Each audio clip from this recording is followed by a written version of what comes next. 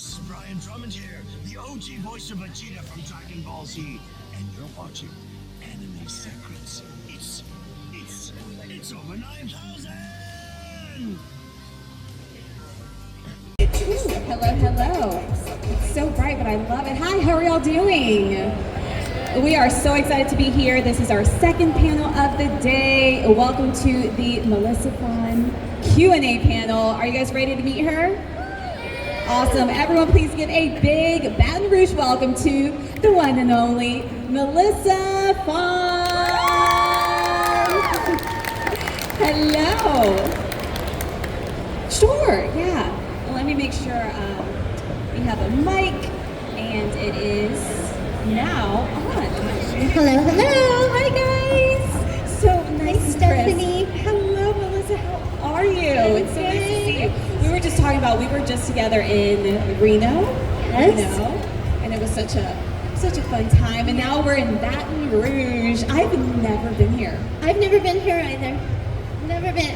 I was in New Orleans a million years ago, but it's been so long. But never here, and I'm so happy to be here. No, I'm like, what a great way to be here, and for what better reason than to be here with all of you. Yeah, it's been so wonderful meeting all of you this morning. Hi. And then I guess someone's gonna have to give us some recommendations if we even get free time, right, to get dinner Right? somewhere. To Let get us know where to food. go. We need good food. Yes. Well, I'm so excited to chat with you because the last time we did a panel, I think it was you plus two, and sometimes there's something so intimate about giving, kind of like kids, you get to give your attention to one, you know? Oh, and speaking of, you had your son with you last time. I did. Is We he had a great here? time. No, he's not here. He's not. I wish he was. But no. He's back home LA. in LA. They had Halloween last night. That's awesome. Well, we are going to be opening up the mic in a bit for Q&A, for questions, so I promise not to steal much of, well, I don't want to steal any of your questions, but I do have some of my own. Yeah, because you have been absolutely. part of so many memorable and historical TV anime moments. So how did you get started? Because, I mean, I even remember that you have done on-stage work too. You've Yes. done Broadway as Yes, well. yes.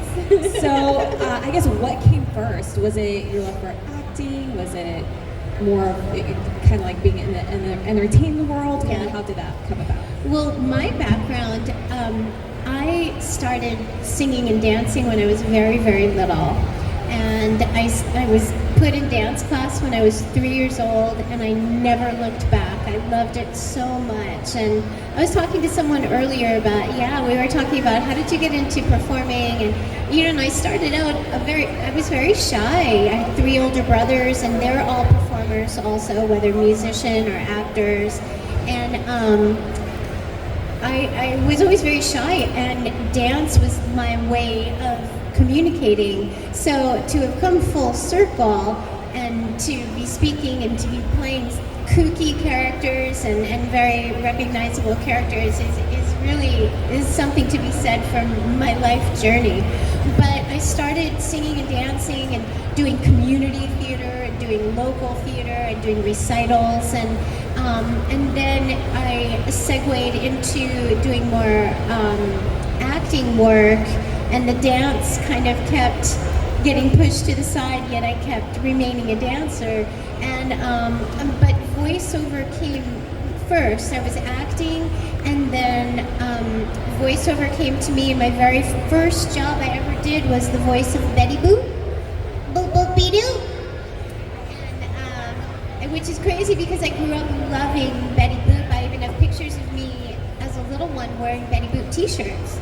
So it was really an incredible thing, and that was my segue into just from being an actor, singer, dancer to also being a voiceover artist. And then it opened up so many doors and changed the whole trajectory of my career.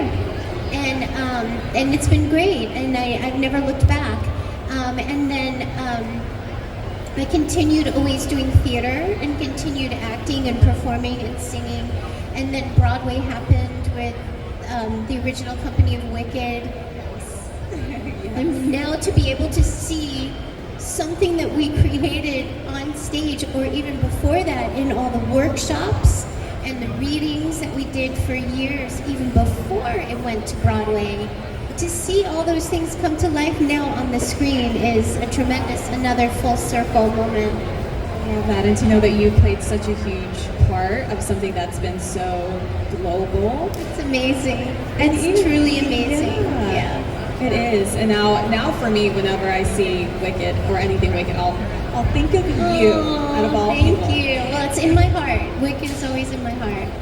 And going back to kind of like how you mentioned that whenever you first got started with Betty Boop, like whenever the audition came about and you say that you were such a fan of her, how did that come about? What was it like? Yeah, well, my my audition story is what they call a Hollywood story.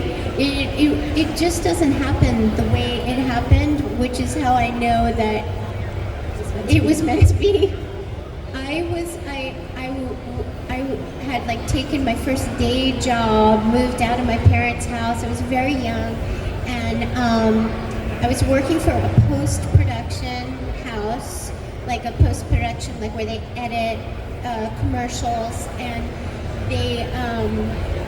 I was their receptionist, and I kid you not, a casting director came in to work with my bosses, and I greeted her, and she said, "Are you an actress?" And I said, "Yes, I am." And she said, "Do you do voiceover?"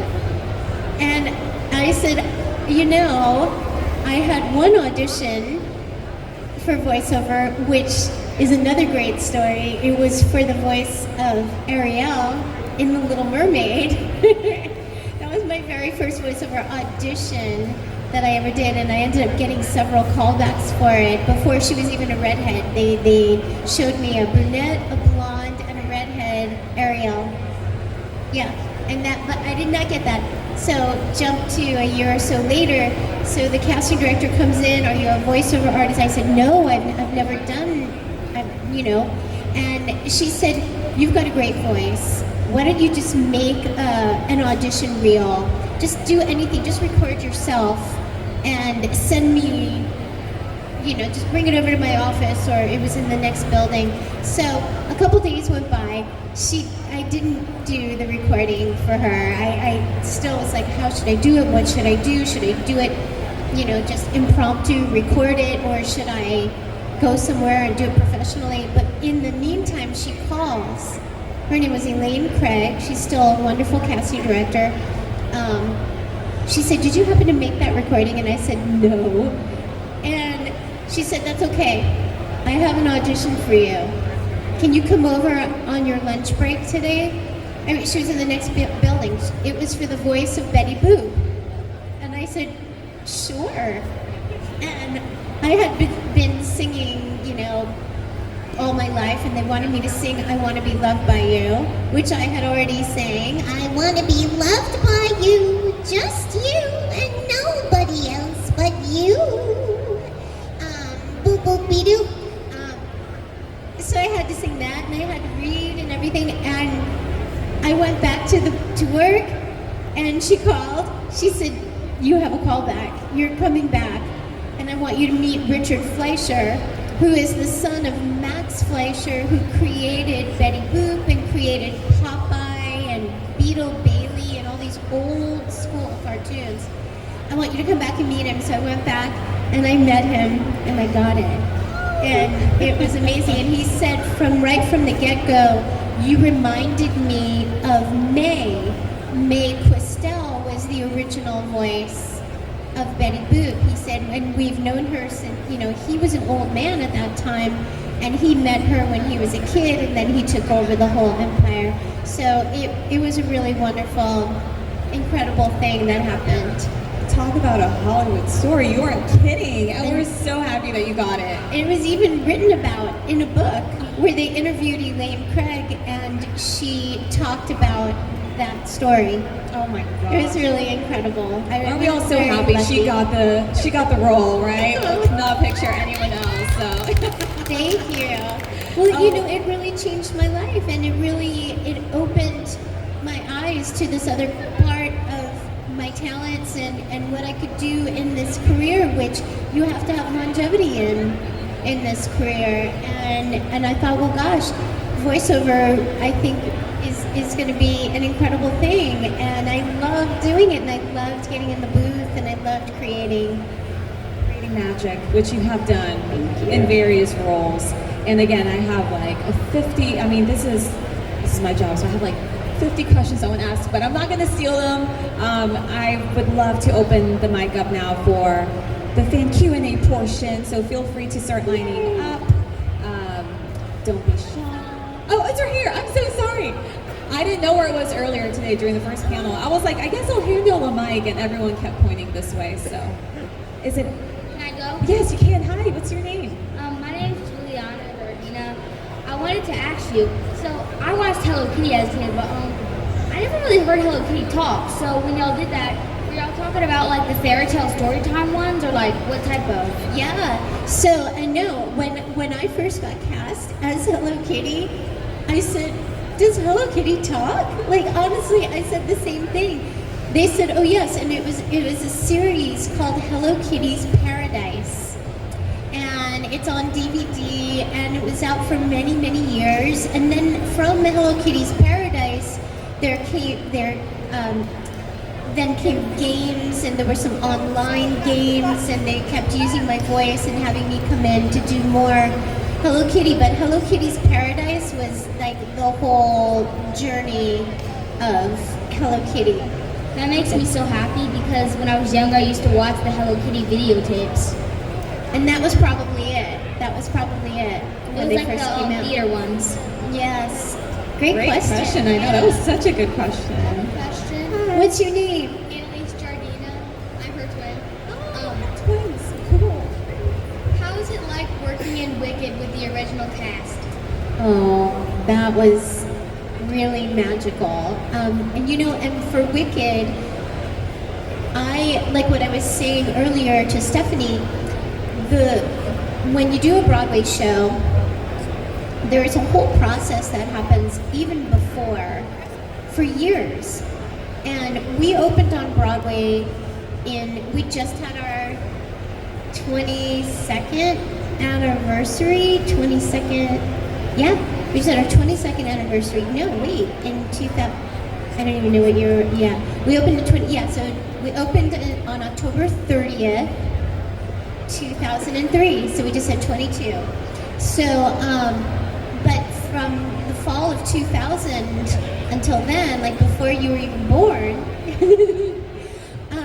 we did what's called readings and workshops, and we did many of them, and I was blessed to have been in all of them, all of those original readings. So I was a part of the creative, when they were creating all of these characters and the script and the music. I heard so many different versions of different songs that are now iconic. So it was a tremendous experience to be a part of, to see what the creatives, what the writers go through, and what the music journey, and how the characters changed, and different lines that are still in and lines that were long gone. And then before we opened on Broadway, we did what's called an out-of-town tryout. And the out-of-town tryout was in San Francisco, and we were there for 3 months, and we rehearsed from 12 in the afternoon till 12 midnight every day. They're called 10 out of 12s, where you're working for 10 out of those 12 hours and you have breaks in there. And it was an intense process. And the show opened there at the Curran Theater in San Francisco. We would get script changes every day. It was crazy. And then we moved to Broadway, and then it was set. And that's what you see now. And then the movie evolved, and it was a really incredible process. I don't know if that answered it, but those are some of the different channels that happen along the way for when a musical gets brought to Broadway. Thank you. You're the cutest. Her face the entire time. She She was like in awe, like, I can't believe I'm getting this inside scoop. Hello. Hi. What's your name? My name's Alana, and I've actually talked to her twice. She came to Y'all visit are me at my besties, table. girl. You guys could all come to my table too. She came to visit me twice. Yes. So I have a question. I've asked you this question on the booth, but we got sidetracked. So what's your favorite movie you've ever played in? And how was the cast? Wow. Okay. So you're talking like characters or like Yes. voiceover characters. Well, and maybe we'll talk like maybe a series too. It's I mean, it's really hard. It's a tough one. It's almost like having your favorite child, like what you were saying. It's so hard because you become really attached to each character. Like when you create them and you give them life, and it's just too hard. I don't think I can answer. I can maybe give you a top 5, but Yeah, I don't top even five, know. top five. Even that would be hard. Edward Cowboy Bebop, Gaz Invader Zim,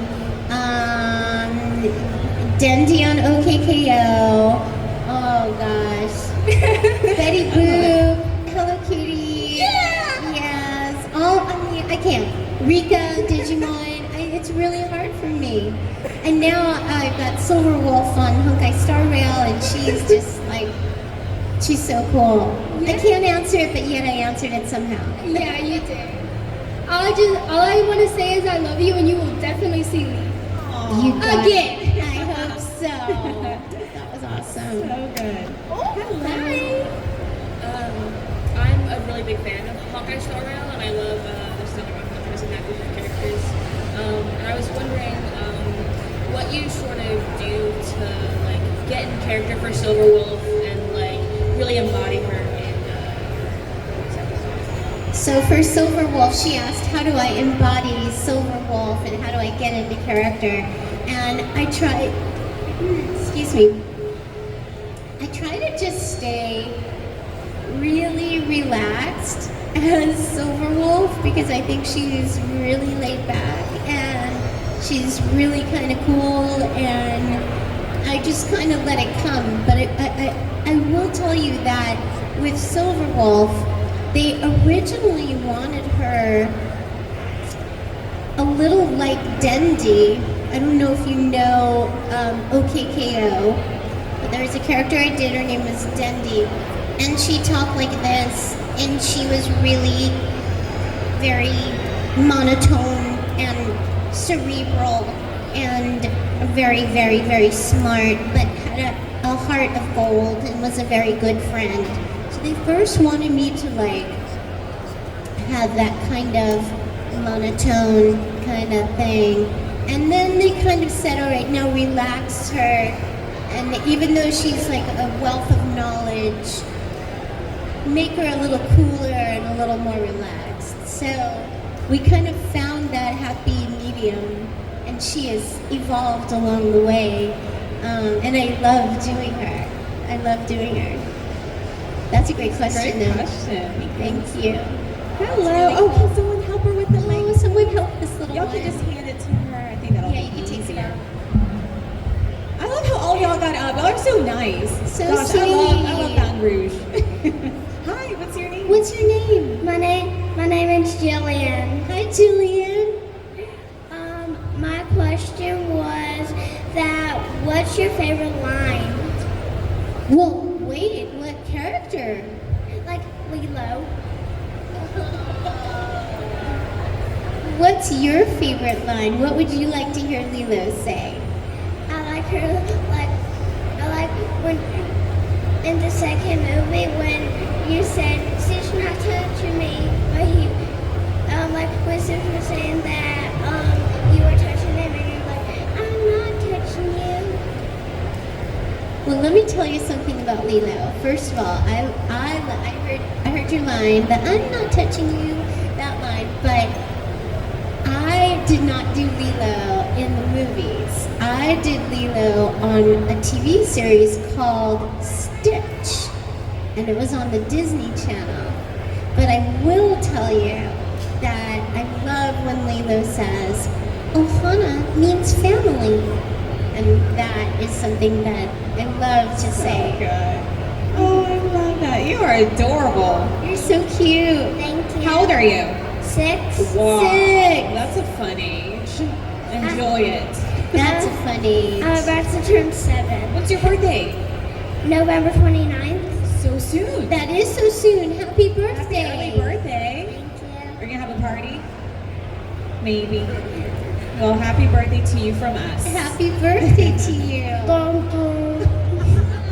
You're the cutest little Stitch. I loved it. Thank you.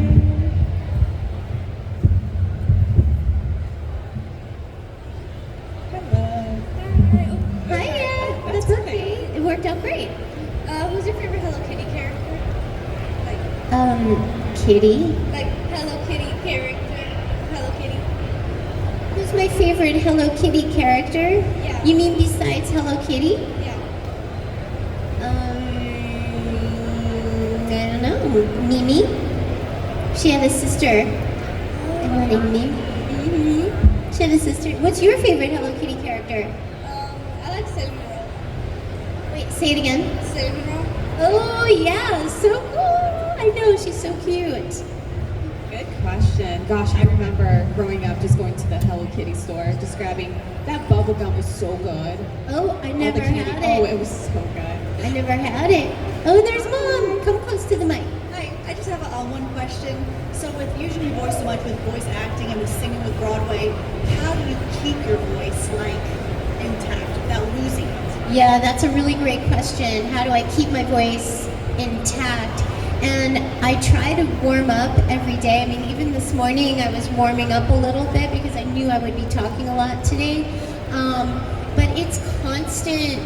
It's like you're an athlete in a way, and this is your muscle, but you really have to take care of your whole body, head to toe. Like if you feel like you're getting a cold, and then that's gonna affect how you speak, or if you sound too nasal, or if if it's dripping on your cords, and then you have a sore throat. And I've become like a doctor, of my own. I have all my tricks, which are like I have a little steamer that like a personal steamer that I use to keep it moist, and because drying out is not good.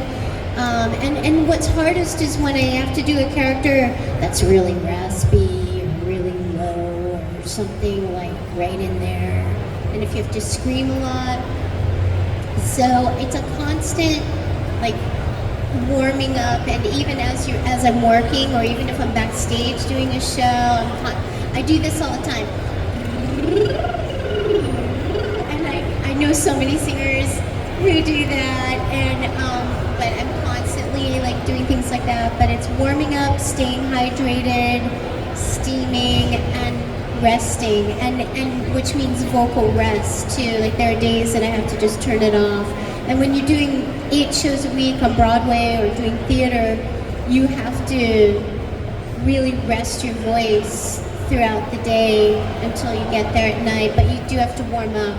So Now that you said use the steamer, do you ever use the nebulizer too, or a nebulizer versus steamer? it's kind of like a little, it's like you could almost call it a nebulizer. It has a mask on it that you can put on so you can get into your nasal and to your cords, but then it also has a little pipe on it too. It's called vocal mist. That's what I use, and I know a lot of singers who use it. You'd probably do well having a dude traveling a lot and doing these. And it's like a personal little nebulizer / mister steamer, but it's called vocal mist, and it's just saline water. Just Great give us your question. tips, and we You thank should you for get that. You should, because you're traveling and Yeah. you're using your voice all day. And All day, every day. Yeah. Awesome. Well, that was our last question of the panel, Melissa. It's always such a joy chatting with you. It's a joy to chat with you. I can't wait to see you at my next Animeverse. I know, I'm so excited. Everyone, please give it up for Melissa Fahn. Thank you so much. you, And you'll be guys. going back to your table. I'm going to go back to my table, so come on over and say hi. I've got lots of prints, and bring whatever you have, and I'll look forward to chatting with you more. So thank you so much. Thank Bye, you guys. guys.